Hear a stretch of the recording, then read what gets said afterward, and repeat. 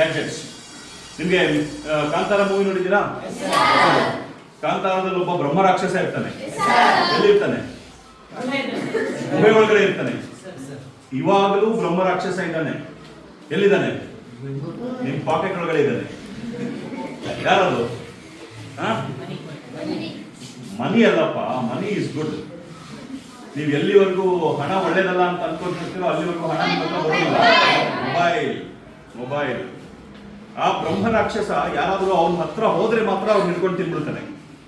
ಈ ಬ್ರಹ್ಮ ರಾಕ್ಷಸ ನೀವೆಲ್ಲೋದ್ರೂ ಬಿಡದೆ ನಿಮ್ ಜೊತೆನೆ ಬರ್ತಾನೆ ಅಲ್ವಾ?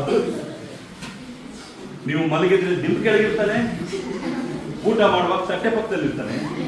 ದರಿದ್ರ ಅಂದ್ರೆ ವಾಶ್ರೂಮ್ಗೆ ಹೋದ್ರೆ ಕಮೋಡ್ ಮೇಲೂ ಕೂತಿರ್ತಾರೆ. ಇಂಥ ಬ್ರಹ್ಮ ರಾಕ್ಷಸನ ಇಟ್ಕೊಂಡು ನೀವು ಜೀವನ ಕಟ್ಕೊಂತೀವಿ ಅಂತಂದ್ರೆ ಕಷ್ಟ. ಈ ಬ್ರಹ್ಮ ರಾಕ್ಷಸನ್ನ ಕಂಟ್ರೋಲ್ ಮಾಡಕ್ ಬರಬೇಕು. ಈ ಬ್ರಹ್ಮ ರಾಕ್ಷಸನ್ನ ನಿಮ್ಮ ಆಳಾಗಿ ಕನ್ವರ್ಟ್ ಮಾಡ್ಕೊಳ್ಬೇಕು.